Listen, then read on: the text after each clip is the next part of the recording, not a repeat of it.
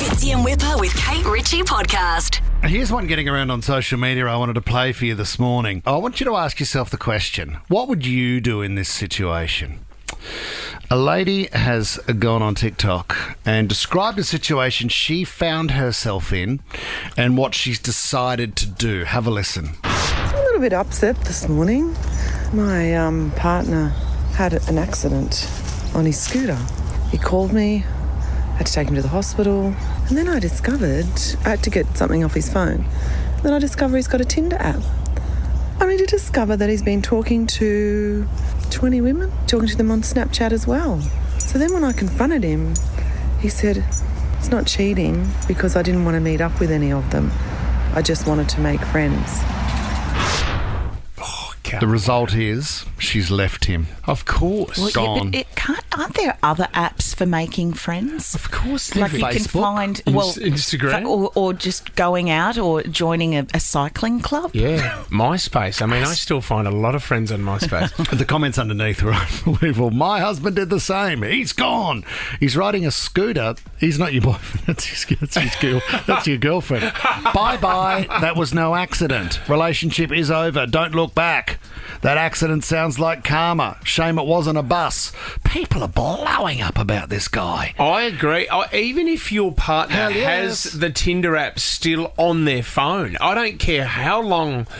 Even if this was before that you were with them, Yeah, right? I think there's a decision to be made. You don't need it anymore. Of course you don't. So, I mean, if this guy, I always think in these situations, if you took it to a group, like if we said to Sydney right now, has he really done anything wrong? I picture this girl sitting down and chatting with her best friend that she hasn't seen for 20 years, and the best friend says, oh, why did your marriage fail? Well, he was cheating on me. Oh, did you know the person he was seeing? Well, he wasn't actually seeing anybody. He was just enjoying some escapism on the side where he was talking to other women. What did you just say? Enjoying escapism. Yeah. He needed some level of release. I mean, if you look at this, Kate, what's the difference between what he's done and him and his mates going out on the weekend and possibly talking to 5, 10, 20 different girls? I think it's very different. What I is think it? it's actively it's actively pursuing. He's having conversations. No. So was he intimate with this girl? No, they were having conversations. No, And you ruined your family because they were having conversations? Who ruined the family? She did. Yeah, you called it off. No, when you go out and you chat to people, and sometimes it might be flirtatious, when you go home, it completely ends. And there's something very different between that and then having an app on your phone, having conversations, quite possibly having photographs and, maybe even chatting on the phone. I don't know. That's like an ongoing relationship with these people. So do you think that's emotionally cheating? What do you mean? Are you trying to make a decision between? I'm trying to establish where has he crossed the line by having conversations with other girls through an app that has a reputation for dating? Is that where he's gone wrong? Not for dating. I don't think it has a reputation for dating. I think it has a reputation for something more than dating. One night stands. Right, well, if it was, let's say he was talking to 20 different girls on Facebook. Is that different? I would still find that awkward. Of course. Really awkward. Especially women that he doesn't know. But he's obviously wanted to meet people for some reason that his marriage is not fulfilled. Are you saying that the people that he's in contact with on Tinder and the conversations they're having and the fulfillment or the escapism that he's getting out of it is not sexual in nature? It's provocative. Well, is it sexual in nature? I don't know. Okay. See, sexual to me would be descriptive. Okay. Well, I have no doubt that why don't you come over here and rub my nice body with your central oils? Michael, wow. Sorry, Mark, come over Michael. here. It's Michael. So this is, and I always you've got to put yourself in this situation. So you get home, you go through Lisa's phone. Lisa's got Tinder on her phone. Very good, yes. She's talking to 20 different guys. Yeah. There's flags. Right. And I sit down and I go, what's missing from our relationship that's making you go and find that level of conversation elsewhere? Okay, can I say something? Yeah. And because now it's all coming together. What is What it? you're saying is that when somebody in a relationship starts looking outside the relationship for fulfillment and you find out about it, it shouldn't be their problem. It should be yours. And you should have a sit down and a long, hard think about how Yeah. you can make yourself better to keep that man at home. What is it that is it the cooking? Eric in Bankstown. Eric, what are your thoughts, mate? It's pretty black and white, man. The guy's hiding it. That's already a red flag. But he hasn't physically done anything, Eric.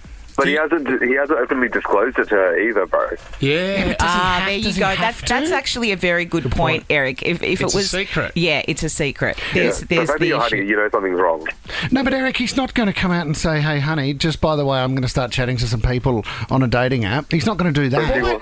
But if he wasn't ashamed of it, then it'd be perfectly fine. See, what's the difference, Eric, between doing that and, say, if he went to work and then flirted with 10 girls in the office? No, you know what I mean? Now, Eric, you sound pretty switched on. What is the difference between flirting with someone at work and being on Tinder with 20 girls? Because the difference is that they're on your phone and they're accessible anytime you want, but it's at your discretion as well.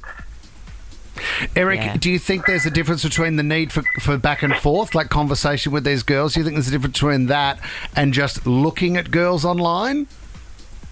Yeah, I think he's seeking validation outside of his marriage, which shouldn't be the case. She's let him down. She's made him feel it's small. a matter of trust. Oh, no. So who's Eric? It seems as though Whipper is trying to say it's the wife's fault here. I'm scared he's projecting. What was that? Yeah, Whipper's projecting. No, not at all, Eric. You're getting a little bit deep there, mate. We'll let Eric go immediately. Well done. Eric's line's dropped out. Thanks for your call, The mate. projection is quite large on the wall here in the studio. Richard, welcome to the show. Morning, boys. Morning, Kate. You don't think this is morning. right, Richard? Yeah, everything's good here, but obviously I'll get to the app thing in a sec, but the comment that you made with earlier saying, if you're talking to girls, like whether or not it's going on Facebook or, you're out with a bunch of friends and you meet them at a pub or a club or the football or a concert, whatever, you're with a group of people and you meet people of the opposite sex and you're having discussions and chats, I don't feel as though that's cheating. However, people on Facebook, they're your friends. They're your family friends and stuff like that. That's fine as well. However, you've got these apps, these dating apps that are there to find single people.